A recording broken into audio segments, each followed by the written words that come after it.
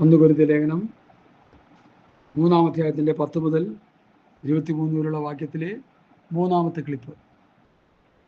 ഇത് അടുക്കളായിട്ട് കേൾക്കുമ്പോഴേ കാര്യങ്ങൾ മനസ്സിലാവും, അതുകൊണ്ടായി പറയുന്നത്. അപ്പൊ ദൈവസഭ അതിൻ്റെ പാത വിട്ട് അബദ്ധസഞ്ചാരം ചെയ്തുകൊണ്ടിരിക്കുന്നു. ദൈവസഭയ്ക്ക് പോകാനുള്ള പാത ഏതാ? ഒരു ട്രെയിനിന് പോകാനുള്ള പാത ഏതാ? പാളങ്ങൾ. ഒരു ഒരു ഒരു കപ്പലിന് പോകാനുള്ള പാത ഏതാ? ആ സമുദ്രത്തിൽ അവർ രേഖപ്പെടുത്തിയിട്ടുണ്ട്. എല്ലായിടത്തും കയറി കപ്പൽ പോകാൻ പറ്റത്തില്ല, തിണ്ണയിൽ പോയി ഉറയ്ക്കും. ഒരു പ്ലെയിനിന് പോകാനുള്ള പാത ആകാശത്തുണ്ട്. എല്ലാവർക്കും പോകാൻ പാതയുണ്ട്. ഇസ്രായേൽ മക്കൾക്ക് ജീവിക്കാനുള്ള പ്രമാണം ഉണ്ടായിരുന്നു, ന്യായപ്രമാണം. 9 യുഗങ്ങളുണ്ട്. 9 യുഗങ്ങളിലും 9 വ്യവസ്ഥകൾ ദൈവം കൊടുത്തിരുന്നു. ഈ കൃപായുഗത്തിലെ പ്രമാണമാണ് എന്ത്? കർത്താവായ യേശുക്രിസ്തുവിന്റെ പത്യവചനവും ഭക്തിക്കത്ത് ഉപദേശം, അല്ലെങ്കിൽ അപ്പോസ്തലന്മാരുടെ ഉപദേശം. ക്രിസ്തുവിന്റെ പ്രമാണം, ക്രിസ്തുവിന്റെ ഉപദേശം. അതനുസരിച്ച് വേണം പോകാൻ. അല്ലാത്ത പോക്കെല്ലാം അബദ്ധസഞ്ചാരം വെച്ചുള്ള പോക്കാണ്. ഭാഷന്മാരുടെ പള്ള വീർക്കും, ഈശ വീർക്കും. അവർക്ക് സ്വത്രാഴ്ച കിട്ടും, അവർ കൊച്ചുങ്ങളെ പഠിപ്പിക്കും, കാറ് മേടിക്കും, വീട് മേടിക്കും, വേണമെങ്കിൽ പ്ലെയിൻ വരെ മേടിക്കും. അമേരിക്കക്കാർ വാങ്ങുന്നുണ്ടേ. ബാംഗ്ലൂരൊക്കെ ചിലത് വാങ്ങി സൂഹിക്കുന്നുണ്ട്. അവരൊക്കെ ഇവിടെ വന്ന് വ്യഭിചാരം ചെയ്ത് സഭ വളർത്തുന്ന പാർട്ടിക്കാർ. ഞാൻ പറയാതെ നിങ്ങൾക്കറിയാം. ഞങ്ങളുടെ പാസ്റ്റർമാർ വ്യഭിചാരം ചെയ്യുന്നു എന്ന് പരസ്യമായിട്ട് വിളിച്ചു പറഞ്ഞ ഒരു ബുദ്ധിഹീനൻ, ഒരു വിവരദോഷി ആത്മീയകോളത്തിൽ കിടപ്പുണ്ട്. അവരെ ഓർത്ത് ഞാൻ കരയുന്നു. ഹല്ലേലൂയ, സ്തോത്രം. ഇങ്ങനെ പോലുള്ള കീടങ്ങളാണ് ഈ ആത്മീയകോളത്തിൻ്റെ ശാപം. അവരെ പുസ്തകം വെച്ച് മാറാനായിട്ട് നമുക്ക് ഒരുമിച്ച് പ്രാർത്ഥിക്കാം. ദൈവവചനം പ്രസംഗിക്കുന്ന, ക്രിസ്തുവിൻ്റെ ഉപദേശം പ്രസംഗിക്കുന്ന, സത്യവചനം യഥാർത്ഥമായി പ്രസംഗിക്കുന്ന കരുത്തന്മാരായ ശക്തന്മാരായ ശുശ്രൂഷകന്മാർ എഴുന്നേറ്റ് വരാൻ പുതിയ നിയമസഭ പ്രാർത്ഥിക്കുക. അല്ലെങ്കിൽ സഭയ്ക്ക് രക്ഷയില്ല. തുറന്ന് പറയുക, ഇനി ഒന്നും മറച്ചു വയ്ക്കേണ്ട കാര്യമൊന്നുമില്ല. എന്താ മറച്ചു വയ്ക്കാനാ? ഞങ്ങളൊക്കെ ഈ ലോകത്ത് മാറ്റപ്പെടാൻ നേരമായി, അല്ലെങ്കിൽ കർത്താവിൻ്റെ വരവിൻ്റെ സമയമായി. ഇത് രണ്ടിലേതും സംഭവിച്ചുകൊണ്ടിരിക്കുക. ഒന്നുകിൽ നമ്മൾ മാറ്റപ്പെടും, അല്ലെങ്കിൽ കർത്താവ് വരും. ഇന്ന് കർത്താവ് വന്നാൽ സ്വർഗത്ത് പോകുമെന്നുള്ള ഉറപ്പുള്ള എത്ര പേരുണ്ട്? എത്ര പേരുണ്ട്? സ്തോത്രം. ഹല്ലേലൂയ. അതിനാണ് നമ്മൾ ജീവിക്കുന്നത്. ഹല്ലേലൂയ. ബിരിയാണിയും കാര്യങ്ങളൊക്കെ രണ്ടാമത്തെ കാര്യമാണ്. സഭായത്തിൽ വന്ന് കൂടി പ്രാർത്ഥിച്ച് ആരാധിച്ച് ദൈവത്തിൽ സന്തോഷിച്ച് അവിടെ വിളമ്പുന്ന കഞ്ഞിയും പയറും ആണെങ്കിൽ, ഉപ്പും ചമ്മന്തി ആണെങ്കിൽ, എന്ത് വേണമെങ്കിലും തിന്നിട്ട് മര്യാദക്ക് പൊക്കോണം. അതാണ് വിശ്വാസി. അവിടെ കിടന്ന് പിറുപിറുക്കരുത്. ഇതെല്ലാവരും കേൾക്കുന്നുണ്ട് ഈ വചനം, അതുകൊണ്ടാണ് ഇങ്ങനത്തെ കൃത്യമായിട്ട് പറയുന്നത്. പ്രാർത്ഥന നടക്കുന്ന വീട്ടിൽ കഞ്ഞി വിളമ്പുന്നെങ്കിൽ സ്തോത്രം ചെയ്ത് ആ കഞ്ഞി കുടിച്ചോണ്ട് പോ, നിന്റെ രോഗം മാറും. ബിരിയാണിയും തിന്നിട്ട് നീ ഹോസ്പിറ്റലിൽ പോയി മലന്ന് കിടക്കേണ്ടി വരും. മനസ്സിലായോ? ഞാൻ പറഞ്ഞില്ലെങ്കിൽ ഇതാരാ പറയണ്ടേ? എൻ്റെ ചോദ്യമാണ്. അതുകൊണ്ട് എന്നെ കേൾക്കുന്ന പ്രിയപ്പെട്ടവരെ, യേശുക്രിസ്തുവാകുന്ന മൂലക്കല്ലിനോട് ചേർത്താണോ ഞാനും നീയും പണിയപ്പെടുന്നതെന്ന് ശ്രദ്ധിച്ചോണം. കല്ല് മാറിപ്പോയാൽ പോയി.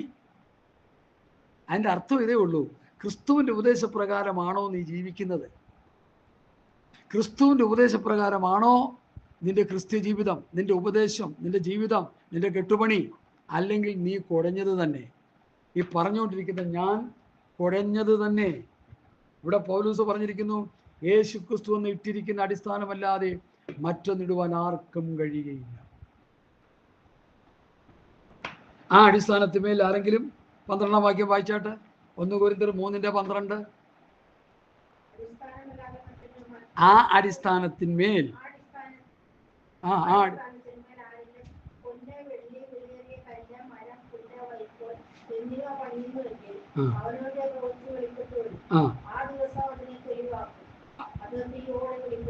മതി. അപ്പോ യേശുക്രിസ്തുവാകുന്ന മൂലക്കല്ലിനോട് ചേർത്ത് പണിയപ്പെടുന്ന ഏത് മെറ്റീരിയലാണ് പണിയപ്പെടുന്നത്? ഇവിടെ 6 കൂട്ടം കാര്യങ്ങൾ പണിയുന്നുണ്ട്. ഒന്നെന്താണ്? പൊന്ന്, വെള്ളി, വിലയേറിയ മരം, പുല്ല്, വൈക്കോൽ. അപ്പോൾ ഇതിൽ ഏത് സാധനം വെച്ചാ പണിയാൻ പറ്റുന്നത്?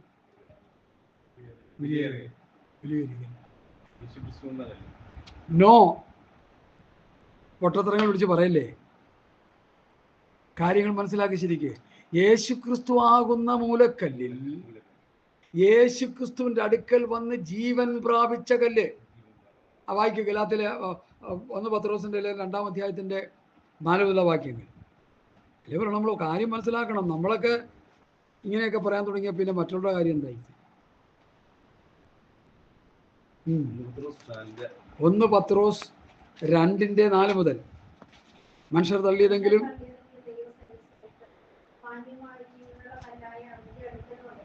മതി. മനുഷ്യർ തള്ളിയതെങ്കിലും ദൈവസന്നിധി ശ്രേഷ്ഠവും മാന്യവുമായ ജീവനുള്ള കല്ലായ യേശുക്രിസ്തുവിന്റെ അടുക്കൽ വന്നിട്ട് നിങ്ങളും അവിടെ നിൽക്കട്ടെ. അപ്പൊ യേശുക്രിസ്തുവിന്റെ അടുക്കൽ വന്ന് ജീവൻ പ്രാപിച്ച കല്ല്. ഈ ഉപദേശമൊന്നും ലോകത്തിലെ പാസ്റ്റർമാരിൽ 99.25% ആൾക്കാർക്ക് മനസ്സിലായിട്ടില്ല. അതുകൊണ്ട് ഞാൻ ഇത്ര കൃത്യമായിട്ട് വിളിച്ചു പറയുന്നത്. ബഹുമാനപ്പെട്ട പാസ്റ്റർമാർ എന്നോട് ക്ഷമിച്ചുകൊള്ളണേ. യേശുക്രിസ്തുവിന്റെ അടുക്കൽ വന്ന് ജീവൻ പ്രാപിച്ച ജീവനുള്ള കല്ലുകളെ കൊണ്ട് മാത്രമേ യേശുക്രിസ്തു ആകുന്ന മൂലക്കല്ലിനോട് ചേർത്ത് പണിയാൻ പറ്റത്തുള്ളൂ. അല്ലാത്ത പണിയൊക്കെ പാഴാണ്. നാദാബും അബീഹൂബും പോലെ വെന്ത് ചാമ്പലാവും. മനസ്സിലായോ? ഇതുള്ളിൽ കയറിയിരിക്കുന്നതുകൊണ്ട് പേടിച്ച് വിറച്ച ഞാൻ ഇരിക്കുന്നത്. എൻ്റെ ജീവിതവും എൻ്റെ പണിയും ഇതല്ലെങ്കിൽ എൻ്റെ കാര്യം പോക്കാം. പിന്നെ പാർശ്വ കളിച്ച് നടക്കാം. ഇവിടെ വല്ല വലിയ സ്വോത്രാഴ്ച മേടിച്ച് തിന്ന് നരയത്തിലും പോവാം. അതുകൊണ്ടൊന്നും കാണാൻ കാര്യമില്ല. വ്യവസ്ഥ പ്രകാരം പണിയണം. അപ്പോൾ ഇവിടെ പറയുന്ന പത്രോസ് പറയുന്നതിൻ്റെ കാര്യം, യേശു എൻ്റെ കർത്താവും രക്ഷിതാവുമാണെന്ന് ഏറ്റുപറയുമ്പോൾ, യേശുവിൻ്റെ പാപത്തിന് വേണ്ടി മരിച്ചു എന്ന് ഏറ്റുപറയുമ്പോൾ നമ്മളിൽ എന്ത് വരുന്നു? ആത്മീക ജീവൻ വരുന്നു. മരിച്ചു കിടന്ന ആദാമേ പാപനിമിത്തം മരിച്ചു കിടന്ന നമ്മുടെ ആത്മാവിൽ ജീവൻ പ്രാപിക്കും. യോഹന്നാന്റെ സുവിശേഷം 20-ാം അധ്യായത്തിന്റെ 30-ാം വാക്യം വായിച്ച് ഇതൊക്കെ കുറിച്ചെടുത്ത് കൊണ്ടുപോയി വായിച്ച് പഠിക്കണ സഹോദര. ചുമ്മാ പുസ്തകം നോക്കി ഇരുന്നാൽ പോരാ, കുറിച്ചെടുത്തുകൊണ്ട് വായിച്ച് പഠിക്കണം, അല്ലെങ്കിൽ ഒന്നും നടക്കില്ല. ഞങ്ങൾ അങ്ങനെ ചെയ്തവർ. അതുകൊണ്ടാണ് ഇത് ഉള്ളിലോട്ട് കയറി. യോഹന്നാന്റെ സുവിശേഷം 20-ാം അധ്യായത്തിന്റെ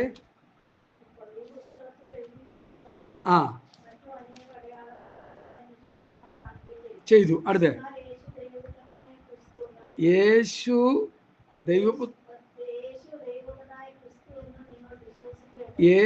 ദൈവപുത്രനായ ക്രിസ്തു എന്ന് നിങ്ങൾ വിശ്വസിക്കേണ്ടതിന് വിശ്വസിച്ചിട്ട് ജീവനുണ്ടാവും. അപ്പൊ എങ്ങനെ ജീവൻ കിട്ടും? ഹലോ, ഇങ്ങോട്ടൊക്കെ പറഞ്ഞു തരാം. പുസ്തകം നോക്കണ്ട. യേശു ജീവനുള്ള ദൈവത്തിന്റെ പുത്രനായ ക്രിസ്തു എന്ന് വിശ്വസിക്കുമ്പോൾ നമുക്ക് എന്ത് കിട്ടുന്നു? ആത്മീക ജീവൻ. നമ്മളിൽ ആദാമ്യ പാപനിമിത്തം ചത്തുപോയ ആത്മാവ് ജീവിക്കുന്നു. ഈ സത്യം ഒന്ന് മനസ്സിലാക്കുക. ദൈവത്തെ ഓർത്ത് ഇന്ന് പാസ് കളിച്ച് നടക്കുന്നവർക്ക് ആർക്കും ഈ ഉപദേശത്തിന്റെ യാഥാർത്ഥ്യങ്ങളൊന്നും മനസ്സിലാക്കുക. അവർക്ക് കൺവെൻഷൻ നടത്തണം, അവർക്ക് മീറ്റിംഗ് നടത്തണം, അതിൽ കൂടി അവരുടെ ഗീശ കുറിപ്പിക്കണം. പന്തലിന് ഇത്ര കാശ്, പിന്നെ ഫുഡ് കൊടുക്കാൻ ഇത്ര കാശ്, പിന്നെ കക്കൂസ പണിയാൻ ഇത്ര കാശ്, പിന്നെ ഓരോന്നോരോന്ന് പണിയാൻ ഇത്ര കാശ്. 5 ലക്ഷം ആയെങ്കിൽ 6.5 ലക്ഷം എന്ന് പറയും, 8 ലക്ഷം ആയെങ്കിൽ 10 ലക്ഷം എന്ന് പറയും. ഇങ്ങനെ പറഞ്ഞ് കാശ് തട്ടിച്ചെടുക്കുന്ന കള്ളന്മാരും കള്ളപ്രവാചകന്മാരും ദുർവിദേഷ്ടകന്മാരുമായി ഇന്നത്തെ ക്രൈസ്തവ സഭ മുഴുവൻ നിറഞ്ഞു കിടക്കുകയാണ്. യെരൂശലേം ദേവാലയത്തെ നോക്കിക്കൊണ്ട് കർത്താവ് പറഞ്ഞ ഒരു വാക്ക് എന്താണെന്ന് പറയാമോ? ആരെങ്കിലും അറിയില്ല. ഒരു സമ്മാനം തരുമായിരുന്നു. ഇനി പറയണ്ട. എൻ്റെ ആലയം പ്രാർത്ഥനാലയം എന്ന് വിളിക്കപ്പെടും. നിങ്ങൾ ഇതിനെ കള്ളന്മാരുടെ ഗുഹയാക്കി മാറ്റി. ഒക്കെയാ പറയണത്. ഞാൻ രാവിലെ പറഞ്ഞില്ല, 8 വർഷമായി ഉപദേശം കേട്ടെടുത്ത് വല്ലതും അറിയാം? ഒരു കുന്തം അറിയത്തില്ല. എന്നിട്ട് മറ്റുള്ളവർ വിമർശിക്കുക. അവരങ്ങനെയാണ്, ഇവരിങ്ങനെയാണ്. നിർത്തിക്കോണം. ഇന്ന് തൊട്ട് സ്വയം നിങ്ങളെ പണിയാൻ തുടങ്ങണം. അല്ലെ രക്ഷയില്ല സഹോദരാ. നമുക്കൊന്നും അറിയില്ല, നമ്മൾ മനസ്സിലാക്കണം. ഒരു ചോദ്യം ചോദിച്ചാൽ ഇവിടെ ഇരുന്ന് വട്ടം കറങ്ങും നിങ്ങളൊക്കെ. അപ്പോൾ ചോദിച്ചാൽ എനിക്കറിയാം, എനിക്കൊന്നും അറിയത്തില്ല. കുറച്ചൊക്കെ നിങ്ങളെക്കാൾ കൂടുതൽ ഒരല്പം മനസ്സിലാക്കിയിട്ടുണ്ടെന്നുള്ളൂ. എത്രയോ കാര്യങ്ങൾ ഞാൻ പഠിക്കാൻ കിടക്കും. ചിലരൊക്കെ വർത്തമാനം പറയണ കേട്ട് കഴിഞ്ഞാൽ വേദപുസ്തകത്തിൻ്റെ ഉസ്താദുക്കളാണെന്ന് തോന്നിപ്പോകും. ചില ഭാഷമാരോട് ഞാൻ പറഞ്ഞിട്ടുണ്ട്, അവരൊക്കെ അങ്ങനെയാണ് പറയുന്നത്. ഒരു മണ്ണാങ്കട്ടെ അറിയത്തില്ല, അല്ലെങ്കിൽ ഒരു പുണ്ണാക്കും അറിയത്തില്ല എന്നുള്ളത് പറഞ്ഞു വരുമ്പോഴേ മനസ്സിലാവുള്ളൂ. പണ്ട് നമ്മുടെ പ്രായമുള്ളൊരു പാസ്റ്റർ വേദപുസ്തകത്തിൻ്റെ PhD എടുത്തൊരുത്തിനോട് സംസാരിക്കാൻ തുടങ്ങി. അബ്രഹാം എന്നുള്ള ഒരു പദപ്രയോഗമുണ്ട് ഉൽപ്പത്തി പുസ്തകത്തിൽ. ആ വാക്യം കൃത്യമായിട്ടെടുത്ത് ഈ വലിയ പണ്ഡിതനോട് ചോദിച്ച് ആ വാക്യം എങ്ങനെയാണെന്ന് വായിക്കാൻ പറഞ്ഞു. പുള്ളി എടുത്തിട്ട് ഉടനെ അബ്രഹാം അങ്ങനെ പറഞ്ഞത്. അബ്രഹാം ഒന്നുകൂടി നോക്കിയേ, അബ്രഹാം ഒന്നുകൂടി നോക്കിയേ, അബ്രാം. ഓ അത് ശരി. അപ്പൊ നിങ്ങളെന്താ വായിച്ചത്? വേദപുസ്തകത്തിലെ പണ്ഡിതനെന്ന് പറഞ്ഞ് വന്ന് വാല് മുറിഞ്ഞു പോയവൻ വായിച്ചത് എങ്ങനെയാ? അബ്രഹാം. അബ്രഹാം എന്ന് പറയുന്ന പേരിന് മുൻപ് ആദ്യത്തെ അവന്റെ പേര് അബ്രാം എന്നായിരുന്നു. അബ്രഹാം എന്നുള്ള പേര് ഈ മണ്ടക്കോ സ്വാമിക്ക് മനസ്സിലായിട്ടില്ലായിരുന്നു. ആ വൃദ്ധനായ ശുശ്രൂഷകന്റെ മുൻപിൽ വാല് മുറിഞ്ഞു പോകേണ്ടി വന്നു. അവസാനം തലയിൽ മുണ്ടിട്ടുകൊണ്ട് ഓടേണ്ടി വന്നു. അതുകൊണ്ട് എന്നെ കേൾക്കുന്ന പ്രിയപ്പെട്ടവരെ, ഞാൻ വേദോസ്തം പഠിച്ചുകൊണ്ടിരിക്കുന്ന ഒരാളാണ്. ഞാൻ പഠിച്ചെൻ്റെ മരണം വരെയും പഠിച്ചു തീരുമെന്ന് ഞാൻ വിശ്വസിക്കുന്നില്ല. അപ്പോഴും ഞാൻ പഠനക്കലിലായി. അങ്ങനെ വേണം നമ്മൾ കരുതാൻ. വേദപുസ്തകം ഒരു വലിയ മഹാസമുദ്രമാണ്. പണ്ട് യേശുദാസിനോട് ചോദിച്ചു, സംഗീതം പഠിച്ചു തീർന്നോ? സംഗീതം മഹാസമുദ്രമാണ്, ഞാനൊരൽപ്പം കോരി കുടിച്ചിട്ടേ ഉള്ളൂ എന്ന്. സത്യമായി അദ്ദേഹം പറഞ്ഞു. സംഗീതം ഇഷ്ടം പോലെ കിടക്കുക, വേദപുസ്തകം മഹാസമുദ്രമായിട്ട് കിടക്കുക. ഇച്ചിരി എന്തെങ്കിലും പഠിച്ചിട്ട് ഇങ്ങോട്ട് വന്ന് അങ്ങനെയാണ് ഇങ്ങനെ എന്നൊക്കെ പറഞ്ഞാൽ വിഡ്ഢികളുടെ ലോകത്തെന്നല്ലാതെ വേറെന്താ പറയാനാ? അതുകൊണ്ട് പ്രിയമുള്ളവരെ, വേദപുസ്തകം നന്നായിട്ട് പഠിക്കണം. ഇവിടെ ഇതാ ഞാനൊരു വാക്യം വായിച്ചു. എന്നാൽ യേശു ദൈവപുത്രനായ ക്രിസ്തു എന്ന് നിങ്ങൾ വിശ്വസിക്കേണ്ടതിന് വിശ്വസിച്ചിട്ട് അവന്റെ നാമത്തിൽ നിങ്ങൾക്ക് ജീവൻ ഉണ്ടാകണം. എന്തുണ്ടാകണം? ആത്മീക ജീവൻ. ഞാൻ നിങ്ങളോട് സംസാരിച്ച വചനങ്ങൾ ആത്മാവും ജീവനുമാകുന്നു. ആത്മാവും ജീവനും. കർത്താവ് പറഞ്ഞ വചനം കേട്ട് നമ്മൾ പാപിയാണെന്ന് സമ്മതിച്ച്, ഞാനൊരു പാപിയാണ് കർത്താവേ, പാപിയായ എനിക്ക് വേണ്ടി നീ ഇന്നേക്ക് 2000 വർഷങ്ങൾക്ക് മുമ്പ് മരിച്ചു, എൻ്റെ പാപത്തിന് വേണ്ടിയാണ്, നീ എൻ്റെയും പാപത്തിന് വേണ്ടിയാണ് നീ മരിച്ചെന്ന് ഞാൻ വിശ്വസിക്കുന്നു എന്ന് പറയുമ്പോഴാണ് അവനിൽ ആത്മീക ജീവൻ വരുന്നത്. അതാ യോഹന്നാൻ അപ്പോസ്തലൻ ഇവിടെ പഠിപ്പിക്കുന്നത്. യേശു ക്രിസ്തു ദൈവപുത്രനായ ക്രിസ്തു, യേശു ദൈവപുത്രനായ ക്രിസ്തു എന്ന് നിങ്ങൾ വിശ്വസിക്കേണ്ടതിനും വിശ്വസിച്ചിട്ട് നിങ്ങൾക്ക് അവന്റെ നാമത്തിൽ ജീവൻ ഉണ്ടാകേണ്ടതിന് ഇത് എഴുതിയിരിക്കുന്നു. എന്തോരം കാര്യങ്ങളാണ് നമ്മൾ മനസ്സിലാക്കാൻ കിടക്കുന്നത്. എന്തോരം കാര്യങ്ങളാണ് നമ്മൾ മനസ്സിലാക്കാൻ കിടക്കുന്നത്. ഇതൊന്നും മനസ്സിലാക്കാതെ ചുമ്മാ എന്തെങ്കിലും കിടന്ന് വിളിച്ചു പറഞ്ഞിട്ട് വല്ല കാര്യമായോ?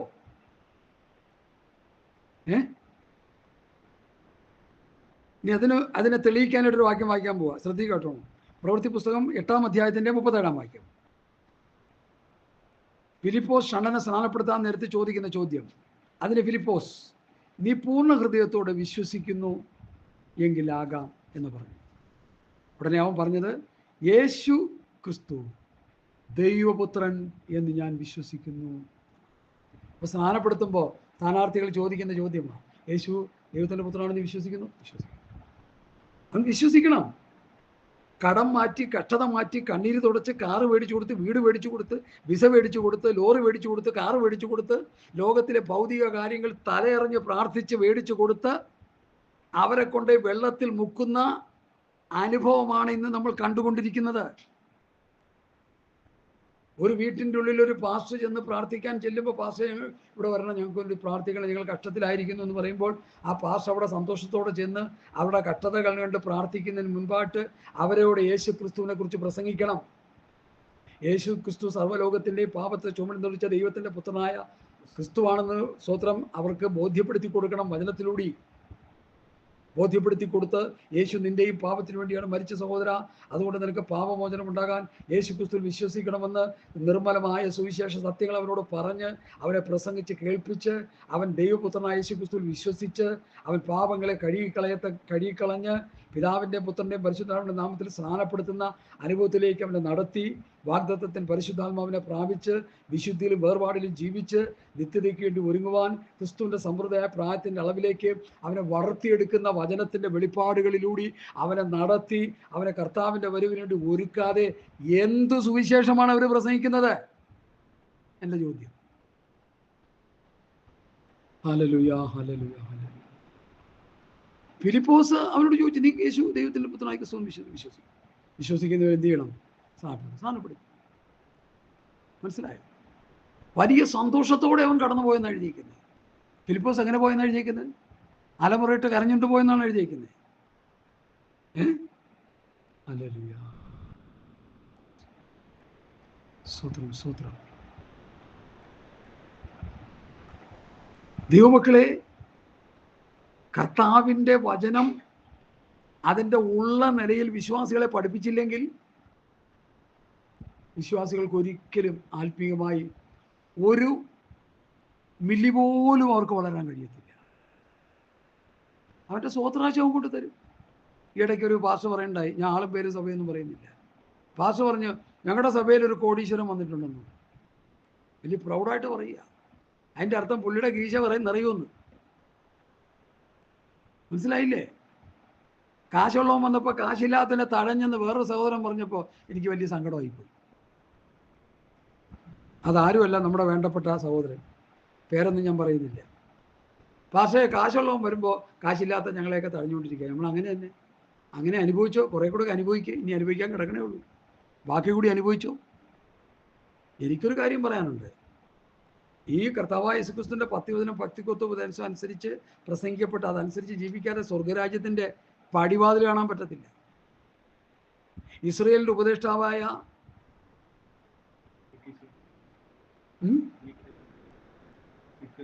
നിക്കോദിമോസ്, യോഹന്നാന്റെ സുവിശേഷം 3-ാം അധ്യായത്തിൽ അവനോട് കർത്താവ് എന്താ പറഞ്ഞത്? പുതുതായി ജനിച്ചില്ലെങ്കിൽ സ്വർഗരാജ്യം കാണാൻ കഴിയില്ല എന്ന് പറഞ്ഞു. അവനത് മനസ്സിലായില്ല.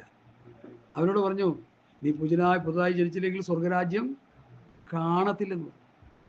ഇസ്രയേലിൻ്റെ ഉപദേഷ്ടാവായിട്ടും നീ ഇത് അറിയുന്നില്ലയോ എന്ന് ചോദിച്ചു. ഇന്നത്തെ പാസ്റ്റർമാരുടെ പേരിൻ്റെ മുൻപിൽ പാസ്റ്റർ നിക്കോദിമോസ് ഡാഷ് എന്നിട്ടാൽ നന്നായിരിക്കും എൻ്റെ ഒരു അഭിപ്രായമുണ്ട്. എൻ്റെ അഭിപ്രായമാണേ. സ്വീകരിക്കുകയും ചെയ്യാം, സ്വീകരിക്കാതിരിക്കുകയും ചെയ്യാം. കാരണം ഉപദേഷ്ടാവാണ്, പക്ഷെ മുകളിലോട്ട് പോകാനുള്ള വഴി അറിയത്തില്ല. അതൊരു കാര്യമുണ്ട്. അവിടെ നമ്മളൊരു കാര്യം പഠിക്കേണ്ടത്, ന്യായപ്രമാണത്തിൽ മുകളിലോട്ട് പോകാനുള്ള വിഷയങ്ങളൊന്നുമില്ല. യാഗം കഴിച്ച് നിയമം ചെയ്യുക, യാഗം കഴിച്ച് നിയമം ചെയ്യുക, പാപം ചെയ്യുക, യാഗം കഴിച്ച് നിയമം ചെയ്യുക, അത്രേ ഉള്ളൂ. മുകളിലോട്ട് പോകാനുള്ള ഉപദേശം കർത്താവായ യേശുക്രിസ്തുവിലൂടെയാണ് ലോകത്തിന് കിട്ടുന്നത്.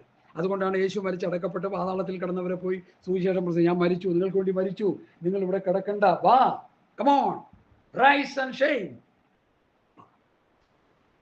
അവരുടെ ആത്മാക്കളെ കൊണ്ടുവന്ന് വിശ്രാമ സ്ഥലത്താക്കി. ആദാം മുതൽ ലോകത്ത് പിറന്ന് വീഴുന്ന നിങ്ങളുടെ കുഞ്ഞുൾപ്പെടെ എല്ലാവർക്കും സ്വർഗത്ത് പോകാനുള്ള ഒരൊറ്റ വഴി കർത്താവായ യേശുക്രിസ്തുവിലൂടെ മാത്രം. ഞാൻ തന്നെ വഴിയും സത്യവും, എന്നിൽ കൂടെ അല്ലാതെ ആരും പിതാവിൻ്റെ അടുക്കൽ 100 പതിനായിരക്കണക്കിന് കോടിക്കണക്കിന് വഴികൾ സ്വർഗത്ത് പോകാൻ വേണ്ടി മനുഷ്യർ കണ്ടെത്തിയിട്ടുണ്ട്. അതാണ് മതം എന്ന് പറയുന്നത്. ഉണ്ടെങ്കിലും അതൊന്നും വഴികളല്ല. യഥാർത്ഥ വഴി ക്രിസ്തുവാണ്, ക്രിസ്തുവിൻ്റെ ഉപദേശമാണ്. ക്രിസ്തുവിൻ്റെ പ്രമാണമനുസരിച്ച് ജീവിക്കുന്നതിലൂടെയാണെന്ന് പെന്തക്കോസ്തുകാർ ഇനിയെങ്കിലും ഒന്ന് മനസ്സിലാക്കിയിരുന്നെങ്കിൽ നന്നായിരുന്നു എന്ന് ഞാൻ നിങ്ങളോട് ആത്മാർത്ഥമായി പറയുകയാണ്. അപ്പോൾ യേശുക്രിസ്തു ദൈവപുത്രനെന്ന് നീ വിശ്വസിക്കുന്നുവോ? വിശ്വസിക്കുന്നു എന്ന് അവൻ പറഞ്ഞു. അവനെ സ്ഥാനപ്പെടുത്തി. അപ്പോൾ ജീവനുണ്ടാകുന്നത് എങ്ങനെയാണ്? യേശുക്രിസ്തു. അതാ ഇവിടെ എഴുതിയിരിക്കുന്നത്, മനുഷ്യർ തള്ളിയതെങ്കിലും ദൈവത്തിൽ ശ്രേഷ്ഠവും മാന്യമായ ജീവനുള്ള കല്ലായവൻ്റെ അടുക്കൽ വന്നിട്ട് നിങ്ങളും ജീവനുള്ള കല്ലുകൾ എന്ന പോലെ ആത്മീയ ഗ്രഹമായി യേശുക്രിസ്തു മുഖാന്തരം ദൈവത്തിന് പ്രസാദമുള്ള ആത്മീയാഗം കഴിപ്പാൻ തക്കൊണ്ട് വിശുദ്ധ പുരോഹിത വർഗമാകേണ്ടതിന് പണിയപ്പെടുന്നു. യേശു ജീവനുള്ള ദൈവത്തിൻ്റെ പുത്രനായ ക്രിസ്തു എന്ന് വിശ്വസിക്കുമ്പോൾ ആ യേശുക്രിസ്തുവിനെ വിശ്വസിച്ച് ആത്മീക ജീവൻ പ്രാപിച്ച കല്ലുകളെ കൊണ്ടുവന്നാണ് എവിടെ പണിയപ്പെടുന്നത്? 1 കൊരിന്ത്യർ ലേഖനം 3-ാം അധ്യായത്തിൻ്റെ 10-ാം വാക്യത്തിൽ നമ്മൾ പഠിച്ചുകൊണ്ടിരിക്കുന്ന വിഷയത്തിലേക്ക് വരാം. Hallelujah, hallelujah.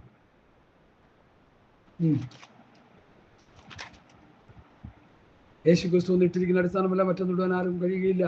ആ അടിസ്ഥാനത്തിന്മേൽ ആരെങ്കിലും പൊന്ന്, വെള്ളി, വിലയേറിയ കല്ല്, മരം, പുല്ല്, വൈക്കോൽ. അപ്പോൾ ഈ വിലയേറിയ കല്ല്, പൊന്ന്, വെള്ളി, മരം, പുല്ല്, വൈക്കോൽ, 5 കൂട്ടം കാര്യം. പിന്നൊന്ന് വിലയേറിയ കല്ല്. ഈ വിലയേറിയ കല്ലാണ് പത്രോസ് പറയുന്ന അവൻ്റെ അടുക്കൽ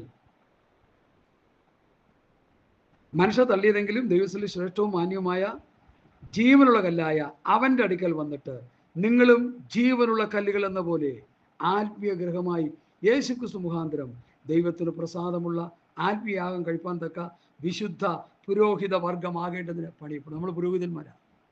നമ്മൾ പുരോഹിതന്മാരായി പണിയപ്പെടുന്നത് എങ്ങനെയാണ്? യേശുവിൻ്റെ അടുക്കൽ വന്ന് യേശു ജീവനുള്ള ദൈവത്തിൻ്റെ പുത്രനായ ക്രിസ്തു എന്ന് വിശ്വസിച്ച്, കർത്താവിനെ ഹൃദയം കൊണ്ട് വിശ്വസിച്ച്, കർത്താവിനെ യേശുവിനെ എൻ്റെ കർത്താവും രക്ഷിതവുമായി ഞാൻ സ്വീകരിക്കുന്നുവെന്ന് ഹൃദയം കൊണ്ട് വിശ്വസിച്ച് വായ് കൊണ്ട് ഏറ്റുപറയും. വിശ്വസിക്കുമ്പോൾ കിട്ടുന്ന നീതീകരണം മാത്രമേ ഉള്ളൂ, ദൈവത്തിൻ്റെ നീതീകരണം. പിന്നെ നീതി ചെയ്ത് വിശുദ്ധീകരണം പ്രാപിച്ച് നിത്യജീവനിലേക്ക് നടത്തപ്പെടണം. അതാ റോമലേഖനത്തിൻ്റെ ശക്തമായ പഠനങ്ങൾ. ഇതെല്ലാം കൂടി കോർത്തിണക്കിയാണ് നമ്മൾ പഠിക്കുന്നത്. അപ്പോൾ യേശുവിൻ്റെ അടുക്കൽ വന്ന് ജീവൻ പ്രാപിക്കുന്ന എങ്ങനെയാ? യേശുവിൻ്റെ പാപത്തിന് വേണ്ടി മരിച്ചുവെന്ന് ഹൃദയം കൊണ്ട് വിശ്വസിക്കും. അല്ല, ഒന്നും കിട്ടത്തില്ല. ബിരിയാണി വെച്ച് കൊടുത്തതുണ്ടോ? കാറിൽ അങ്ങോട്ട് ഞങ്ങളുടെ അച്ഛൻ കാറിൽ കൊണ്ടുവിട്ടുകൊണ്ടിരിക്കുക വെച്ചാൽ അത് നല്ല കാര്യങ്ങൾ, അതൊക്കെ ചെയ്യണം. ബിഗിനിങ് സ്റ്റേജിൽ കുറേ കഷ്ടപ്പാടുകൾ കർത്താവിൻ്റെ ദാസന്മാർ അനുഭവിക്കേണ്ടി വരും. ഞാൻ കുറേ അനുഭവിച്ചിട്ടുണ്ട്. എൻ്റെ ഓർമ്മ ശരിയെങ്കിൽ ഞാൻ പല ക്ലാസ്സുകൾ ഇവിടെ നടത്തിയിട്ടുണ്ട്. അവിടെ എല്ലാം എൻ്റെ ഈ കൈകൾ കൊണ്ട് ചോറ് വെച്ച്, ഇവിടെ ഭാര്യ ഇരിപ്പുണ്ട്, അത് അവർ കറി വെച്ച് കൊണ്ടേ കൊടുത്തിട്ടാണ് വചനം പഠിപ്പിച്ചത്. മനസ്സിലായോ? എത്രയോ ക്ലാസ്സുകൾ, യേശുഭവനിൽ നടന്ന ക്ലാസ്സുകൾ വളരെ വിലപ്പെട്ട ക്ലാസ്സുകളായിരുന്നു. ഇന്നത് യൂട്യൂബിൽ കിടപ്പുണ്ട്. ആ ക്ലാസ്സിൻ്റെ തീം എന്താണെന്നറിയാമോ? എന്താണെന്നറിയാമോ? കേട്ടിട്ടില്ല അല്ലേ? കേൾക്കണം. നിങ്ങൾ എൻ്റെ വചനത്തിൽ നിലനിൽക്കുന്നുവെങ്കിൽ വാസ്തവത്തിൽ നിങ്ങൾ എൻ്റെ ശിഷ്യന്മാരായി. ആ വചനം കേട്ടിട്ട് പലരും എന്നെ വിളിച്ചു പറഞ്ഞു, പാസ് ചെയ്ത് കേട്ടില്ലെങ്കിൽ വലിയ നഷ്ടമാണ്. അത് നഷ്ടം തന്നെ. ന്യായപ്രമാണത്തിൻ്റെ വ്യവസ്ഥയിൽ നിലനിൽക്കുന്ന കർത്താവിൻ്റെ ശിഷ്യന്മാരായ പത്രോസ്, പൗലോസ്, യോഹന്നാൻ, യാക്കോബ്, യൂദാ ആയവരോടും കർത്താവിൻ്റെ അടുക്കൽ വചനം കേൾക്കാൻ വന്ന ശിഷ്യന്മാരോടും കർത്താവ് പറഞ്ഞു, എൻ്റെ വചനത്തിൽ നിങ്ങൾ നിലനിൽക്കണം. എന്നാലേ എൻ്റെ ശിഷ്യന്, നിങ്ങളിപ്പോൾ നിൽക്കുന്ന മോശയുടെ വചനത്തിലാണ്, എൻ്റെ വചനത്തിൽ നിങ്ങൾ നിൽക്കണം. മോശയുടെ പ്രമാണം വിട്ട് ക്രിസ്തുവിൻ്റെ പ്രമാണം അനുസരിക്കാതെ സ്വർഗ്ഗരാജ്യത്തിൽ പോകാൻ ആർക്കും പറ്റത്തില്ല.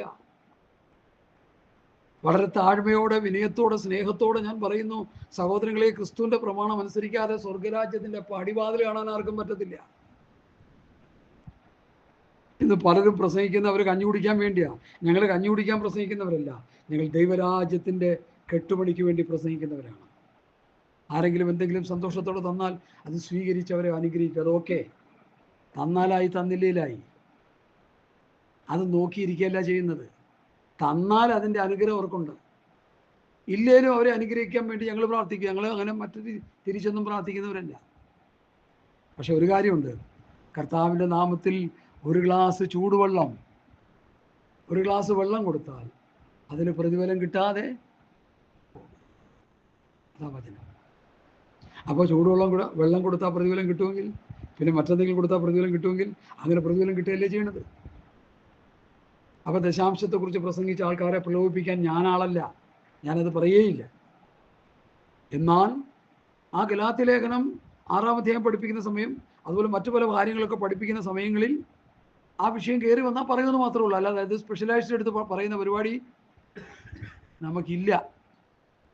വേലക്കാരൻ തൻ്റെ കൂലിക്ക് കർത്താവ് നമുക്കുള്ളത്. അപ്പോൾ ഞാൻ വിഷയത്തിലേക്ക് വരട്ടെ. അപ്പോൾ ആത്മീയ ജീവൻ എങ്ങനെയാണ് പ്രാപിക്കുന്നത്? യേശു ക്രിസ്തുവിൻ്റെ അടുക്കൽ വന്ന ജീവൻ പ്രാപിക്കുമ്പോൾ. അതെങ്ങനെ കിട്ടും? യേശു എൻ്റെ പാപത്തിന് വേണ്ടി മരിച്ചുവെന്ന് റോമാലേഖനം 10-ാം അധ്യായം എടുക്കാം. പറയുമ്പോൾ എല്ലാം അങ്ങോട്ട് പറഞ്ഞു പോകണം. ഈ വചനം കേൾക്കാതെ പോകരുത് ആരും, എല്ലാവരും കേട്ടോ. റോമാലേഖനം 10-ാം അധ്യായത്തിൽ രക്ഷിക്കപ്പെടുന്നതിനെ കുറിച്ച് പറയുന്നില്ല. ഞങ്ങൾ പ്രസംഗിക്കുന്ന വിശ്വാസവചനം തന്നെ, യേശുവിനെ കർത്താവ് എന്ന വായ കൊണ്ട് ഏറ്റുപറയുകയും ദൈവം അവനെ മരിച്ചവരിൽ നിന്ന് ഉയർത്തെഴുന്നേറ്റു എന്ന് ഹൃദയം കൊണ്ട് വിശ്വസിക്കുകയും ചെയ്താൽ നീ രക്ഷിക്കപ്പെടും. ഹൃദയം കൊണ്ട് വിശ്വസിക്കുകയും, അല്ലെ ഹൃദയം കൊണ്ട് നീതിക്കായി വിശ്വസിക്കുകയും വായ കൊണ്ട് രക്ഷയ്ക്കായി ഏറ്റുപറയുകയും ചെയ്യും. ഈ വിശ്വാസത്താൽ കിട്ടുന്നത് എന്താ? നീതീകരണം മാത്രമേ. അത് പിതാവിൻ്റെ സന്നിധിയിൽ നമുക്ക് കിട്ടുന്നതാണ്. യേശുവിനെ വിശ്വസിക്കുമ്പോൾ പിതാവ് എൻ്റെ പുത്രനെ വിശ്വസിക്കുന്ന ഒറ്റ കാരണത്താൽ അവനെ നീതീകരിക്കുക. ഇനി അവൻ നീതി ചെയ്ത് വിശുദ്ധീകരണം പ്രാപിക്കണം. നീതി ചെയ്യുക എന്ന് പറഞ്ഞാൽ ദൈവസഭയുടെ ഉപദേശം കേട്ടനുസരിച്ച് ജീവിച്ച് ശുദ്ധീകരണം പ്രാപിച്ച് തേജസ്കരണത്തിലേക്ക് നടത്തപ്പെടുന്നൊരവസ്ഥ. അത് വലിയ ഉപദേശങ്ങളാണ്. ഞാൻ അതിലേക്ക് പോകുന്നില്ല. ഞാൻ ഈ വിഷയത്തിൽ ഒതുങ്ങി നിൽക്കാൻ കർത്താവിൽ ശരണപ്പെടുന്നു. അപ്പോൾ 6 കൂട്ടം കാര്യങ്ങൾ ഇവിടെ പറയുന്നുണ്ട്. എന്തൊക്കെയാണത്? പൊന്ന്, വെള്ളി, വിലയേറിയ കല്ല്, മരം, പുല്ല്, വൈക്കോൽ. വിലയേറിയ കല്ലെന്നുള്ളത് പല ഭക്തന്മാർക്കും മനസ്സിലായിട്ടില്ല. അത് യേശുവിൻ്റെ അടുക്കൽ വന്ന് ജീവൻ പ്രാപിക്കുന്ന ആത്മീക കല്ലുകളായ ദൈവ പൈതലിനെയാണ് കാണിക്കുന്നത്. ആ കല്ലുകൊണ്ടുവന്ന് മാത്രമേ യേശുക്രിസ്തുവാകുന്ന മൂലക്കല്ലിനോട് ചേർത്ത് അപ്പോസ്തലന്മാരുടെ ഉപദേശപ്രകാരം പണിയാൻ പറ്റത്തുള്ളൂ. അതെങ്ങനെയാ പാസ്റ്റർ അപ്പോസ്തലന്മാരുടെ ഉപദേശപ്രകാരം പണിയുന്നത്? അപ്പോസ്തലന്മാരുടെ ഉപദേശം പ്രസംഗിക്കപ്പെടുമ്പോൾ ഈ കല്ലുകളാകുന്ന വിശ്വാസികൾ അത് വിശ്വസിച്ച്, അയ്യോ എൻ്റെ രക്ഷയ്ക്ക് വേണ്ടിയാണ്, എൻ്റെ ആത്മീയ വളർച്ചയ്ക്ക് വേണ്ടിയാണ്, എൻ്റെ ആത്മീയ വർധനവിന് വേണ്ടിയാണ്, എൻ്റെ ആത്മീയ നിറവിന് വേണ്ടിയാണ് ഈ പാസ്റ്റർ പ്രസംഗിക്കുന്നതെന്ന് പറയുമ്പോൾ, എൻ്റെ പാപത്തിനെതിരെ പ്രസംഗിക്കുമ്പോൾ ഞാനത് കേട്ട് വിശ്വസിച്ച് ഹൃദയനുറുക്കത്തോടെ വിശ്വസിക്കുമ്പോൾ പരിശുദ്ധാത്മാവ് നിന്നെ ആ കല്ലുകളോട് ചേർത്ത് പണിയുകയും. ഇത് വിശ്വാസി ഗുണമില്ലായിരിക്കുന്നതിൻ്റെ കാര്യം എന്താണെന്നറിയാം? ഈ കല്ലും ഇല്ല, പണിയും ഇല്ല, ഉപദേശവും ഇല്ല, ഒന്നുമില്ല. കുറേ പാട്ട് പാടി തുള്ളിക്കൊണ്ടിരിക്കുക. യേശുക്രിസ്തുവിനെ പ്രസംഗിച്ച് ആത്മീക ജീവനായ രക്ഷയിലേക്ക് നടത്തുന്ന പ്രസംഗങ്ങളും ഇന്നില്ല. അതിനൊക്കെ ആദരാജ്ഞലി.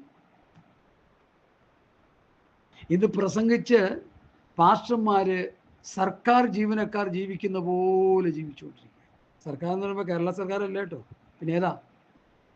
കേന്ദ്ര സർക്കാർ. കേരള സർക്കാരിന് ഇത്രേ ശമ്പളം കിട്ടത്തുള്ളൂ. കേന്ദ്ര ഗവൺമെൻറ്റിന് നല്ല ശമ്പളം. എൻ്റെ ഫാദർ ഒരു കേന്ദ്ര ഗവൺമെൻറ് ജീവനക്കാരാണ്. അതേ ജോലി എൻ്റെ മൂത്ത ജ്യേഷ്ഠന് കിട്ടിയിട്ട് ജ്യേഷ്ഠൻ കുരങ്ങൻ്റെ കൈ പൂമാല കിട്ടിയതുപോലെ എന്ത് ചെയ്തു?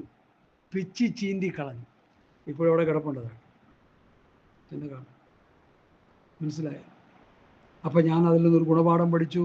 നാം അധ്വാനിച്ച് ഭക്ഷിച്ചാൽ നമുക്കത് നിലനിൽക്കും, ഇല്ലെങ്കിൽ അതുകൊണ്ട് ഒരു പ്രയോജനമില്ല. എൻ്റെ ഫാദർ അധ്വാനിച്ചു, പട്ടാളത്തിൽ കിടന്ന് അധ്വാനിച്ചു, കഷ്ടപ്പെട്ടു, വേല ചെയ്തു. റിട്ടയർഡായപ്പോൾ കേന്ദ്ര ഗവൺമെൻറ് ജോലി കിട്ടി. ആദ്യം കേരള ഗവൺമെൻറ്റിൻ്റെ ജോലിയായിരുന്നു KSRTCയിൽ. അത് വിട്ട് കേന്ദ്ര ഗവൺമെൻറ് ജീവനക്കാരനായി. അദ്ദേഹം മരിച്ചു കഴിഞ്ഞപ്പോൾ ഞങ്ങളെല്ലാവരും കൂടി മൂത്ത ചേട്ടനെ ഏൽപ്പിച്ചു കൊടുത്തു. അദ്ദേഹം അത് കുട്ടിച്ചോറാക്കി. അപ്പോൾ എന്നോട് നാട്ടിലുള്ളൊരു ചേട്ടൻ വിളിച്ച് പറഞ്ഞു, ഇതൊക്കെ നമ്മൾ അറിഞ്ഞിരിക്കേണ്ട കാര്യങ്ങൾ, അതുകൊണ്ട് പറയുക, അവനവൻ അധ്വാനിച്ച് തിന്നാലേ അത് രുചിയായിരിക്കത്തുള്ളൂ, അല്ലെങ്കിൽ ഒരു രുചിയും കാണത്തില്ല. വല്ലോനും അധ്വാനിച്ചിട്ട് നമ്മൾ തിന്നാൽ നമുക്കത് രുചിക്കത്തില്ല. എൻ്റെ പ്രിയപ്പെട്ടവർക്ക് രുചിക്കാത്ത കാര്യം അതുകൊണ്ട് രുചിയില്ല അവർക്ക്. ഞാൻ കഴിക്കുന്ന ഓരോ ചോറിനും ഉരുളയ്ക്കും നല്ല രുചിയുണ്ടെന്ന് എനിക്കില്ല, കാരണം അധ്വാനിച്ച് ജീവിക്കുന്ന. അവനവൻ അധ്വാനിച്ച് ഭക്ഷിക്കണം. ഞാൻ പറഞ്ഞ ഉപദേശമാണോ സഹോദര? ആദാമിനോട് ദൈവം എന്താ പറഞ്ഞത്? നീ അതോ നിന്റെ നെറ്റിന് വേർപ്പോട് വേർപ്പോട് ജീവിക്കണം. നിങ്ങൾ അങ്ങനെയല്ലേ ജീവിക്കണേ? തുഴഞ്ഞ് വേർപ്പൊടി വരത്തില്ലേ? ഞാനിപ്പോഴും ഓർക്കുന്നു, കമ്പനി കിടന്ന് അധ്വാനം ചെയ്ത് കുളിക്കുമായിരുന്നു, വേർത്ത് കുളിക്കുമായിരുന്നു ഞാൻ. അപ്പോൾ അവർ ചോദിക്കും AC ഉണ്ടെങ്കിൽ AC ഏൽക്കുന്നില്ല അങ്ങോട്ട്. അധ്വാനിച്ച് വേർത്തൊഴുകുകയായിരുന്നു. എത്രയോ രൂപയാണ് അധ്വാനിച്ചുണ്ടാക്കിയത്. അതൊന്നും കയ്യിൽ നിന്നില്ല എന്നുള്ളത് വേറൊരു കാര്യം. അത് നിൽക്കാത്തതിനായി സ്തോത്രം. അത് നിന്നെങ്കിൽ അതിന്മേൽ അഹങ്കരിച്ച് ഞാനും നശിച്ചു പോയെന്നെ. ഉണ്മാനും ഉടുപ്പാനും ഉണ്ടെങ്കിൽ മതിയെന്ന് വിചാരിക്കും. ഇതൊക്കെ ഇതിൻ്റെ ഇടയിൽ കയറി വന്നുകൊണ്ട് പറയുകയാണ് സഹോദരങ്ങളെ. അതുകൊണ്ട് ഇത് അനേകർക്ക് ഗുണമായി തീരാനായി പറയുന്നു. സ്തോത്രം. അതുകൊണ്ട് യേശുക്രിസ്തുവിൻ്റെ അടുക്കൽ വന്ന് ആത്മീക ജീവൻ പ്രാപിക്കുന്നത് എങ്ങനെയെന്ന് ചോദിച്ചാൽ, യേശുവിനെ എൻ്റെ കർത്താവിൻ്റെ രക്ഷിതമായി സ്വീകരിക്കുന്നു. യേശുവിൻ്റെ പാപത്തിനു വേണ്ടി മരിച്ചു എന്ന് ഞാൻ വിശ്വസിക്കുന്നു. യേശു ജീവനുള്ള ദൈവത്തിൻ്റെ പുത്രനായി ക്രിസ്തു എന്ന് ഞാൻ വിശ്വസിക്കുന്നു. അപ്പോഴാണ് ആത്മീയ ജീവൻ ഉണ്ടാകുന്നത്. അങ്ങനെയുള്ളവനെയാണ് പിതാവിൻ്റെയും പുത്രൻ്റെയും പരിശുദ്ധാത്മാവിന്റെ നാമത്തിൽ കൊണ്ട് സ്ഥാനപ്പെടുത്തേണ്ടത്. അല്ലാതെ ഇന്ന് ന്യൂ ജനറേഷൻ പാസ്റ്റർമാർ ചെയ്യുന്ന പോലെ കഷ്ടത മാറ്റി, കടം മാറ്റി, ബുദ്ധിമുട്ട് മാറ്റി, ഞെരുക്കം മാറ്റി, കാറ് മേടിച്ചു കൊടുത്ത്, വീട് മേടിച്ചു കൊടുത്ത്, പോക്കറ്റിൽ നിന്ന് വീടെടുത്ത് കൊടുക്കുന്ന ഒരു മാന്യനുണ്ട്. പ്രാർത്ഥിച്ച് വിദേശത്ത് അയക്കുന്ന മാന്യനുണ്ട്. ഖത്തറിലേക്ക് പോകാനിരിക്കുന്ന നേഴ്സിനെ പ്രാർത്ഥിച്ച് അമേരിക്കയിലേക്ക് വിടാനിരിക്കുന്ന പാസ്റ്റർമാരും ഉണ്ട്. ഞങ്ങളതൊക്കെ കണ്ടിട്ട് പൊട്ടിച്ചിരിച്ചു. എന്താ ഇദ്ദേഹമൊക്കെ ഇങ്ങനെ ചെയ്യുന്നു? എന്താ ഇത്ര കിട്ടുപോകാനുള്ള കാരണം? അതേ ഉപദേശം കിട്ടാതെ. നിങ്ങൾ പാപത്തിന്റെ ദാസന്മാരായിരുന്നെങ്കിൽ നിങ്ങളെ പഠിപ്പിച്ച ഉപദേശ രൂപം ഹൃദയപൂർവ്വം അനുസരിച്ച് പാപത്തിന് സ്വാതന്ത്ര്യം പ്രാപിച്ച്. അപ്പോൾ ഉപദേശം പഠിച്ചനുസരിക്കുമ്പോൾ പാപത്തിന് സ്വാതന്ത്ര്യം കിട്ടത്തുള്ളൂ. അതുപോലെ ഉപദേശം പഠിച്ചനുസരിക്കാതെ ഒരു വിശ്വാസി നന്നാകത്തില്ല. പാട്ടുപാടി തുള്ളാനാണ് എൻ്റെ മോനും കൂടി പോയി കേൾക്കണം. പാട്ടുപാടി ഇങ്ങനെ തുള്ളിക്കൊണ്ടിരിക്കുക.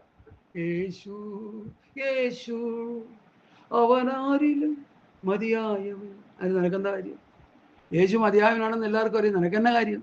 യേശു നീയുമായിട്ട് എന്താ ബന്ധം വല്ലതും ഉണ്ടോ? യേശുവിൻ്റെ കൽപ്പനയായിട്ട് നിനക്ക് വല്ല ബന്ധമുണ്ടോ സഹോദരി?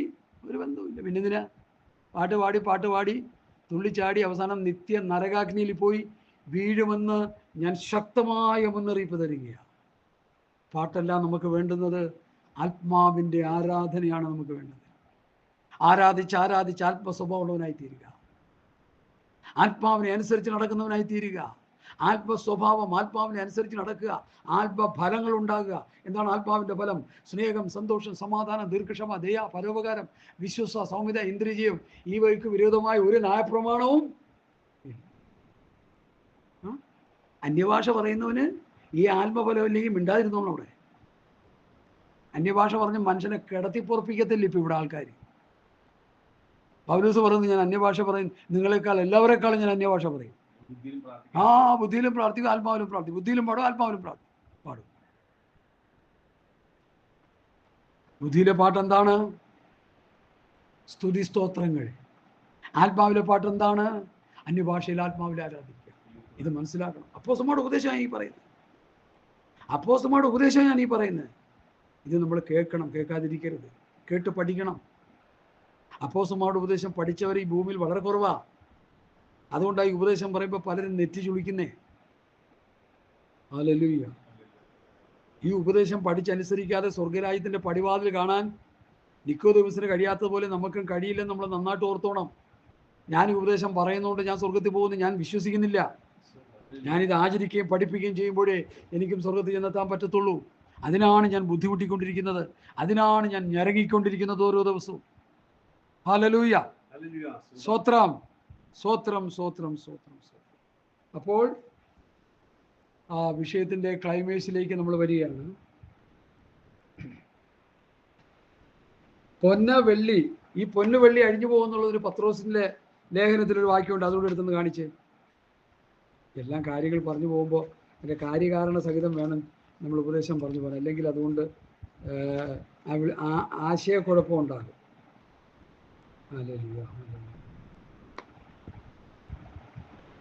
വെള്ളി പൊന്നി അഴിഞ്ഞു പോകുമെന്നുള്ളതിനെ 18-ാം വാക്യം വായിച്ച 1 പത്രോസ് 1-ന്റെ 18 വ്യർത്ഥവും പിതൃപാരമ്പര്യവുമായുള്ള നിങ്ങളുടെ നടപ്പിൽ നിന്ന് അപ്പൊ വെള്ളിയും പൊന്നും അഴിഞ്ഞു പോകും സഹോദര. വെള്ളിയും പൊന്നും അഴിഞ്ഞു പോകും. അഴിഞ്ഞു പോകുന്ന വസ്തുക്കളെ കൊണ്ടല്ല ക്രിസ്തു എന്ന നിർദോഷവും. അപ്പൊ വെള്ളിയും പൊന്നും അഴിഞ്ഞു പോകുന്നു പത്രോസ് പഠിപ്പിച്ചു. മരം, പുല്ല്, വൈക്കോൽ അഴിഞ്ഞു പോകും.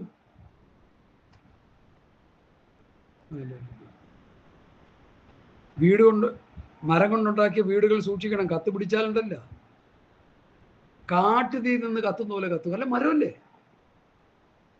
മരം, പുല്ല്, വൈക്കോൽ. പുല്ല് കത്തു പോവും. വൈക്കോല് പിന്നെ പറയാൻ വേണ്ട.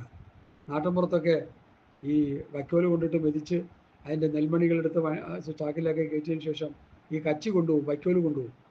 ഈ വൈക്കോല് കൊണ്ടുപോകുമ്പോൾ പണ്ട് ചില ബിരുദന്മാർ ചെയ്യുമായിരുന്നു. വൈക്കോല് ഇങ്ങനെ വലിയ വലിയ കെട്ടായിട്ട് കൊണ്ടുപോകുമ്പോൾ ഒരു തീപ്പൊരി വീണാൽ ഈ വൈക്കോൽ എന്ത് ചെയ്യും? കത്തി അമരും. ലോറിക്കാരൻ ലോറി ഇട്ടുകൊണ്ട് ഓടണം, അല്ലെങ്കിൽ അവനും അതിൻ്റെ കൂടെ ലോറിയോടുകൂടി അവനും കത്തിപ്പോവും. മരം, പുല്ല്, വൈക്കോൽ, വെള്ളി, പൊന്ന് കത്തി അമരും. കത്തി അമരാത്ത ഒരു സാധനം മാത്രമേ ഉള്ളൂ.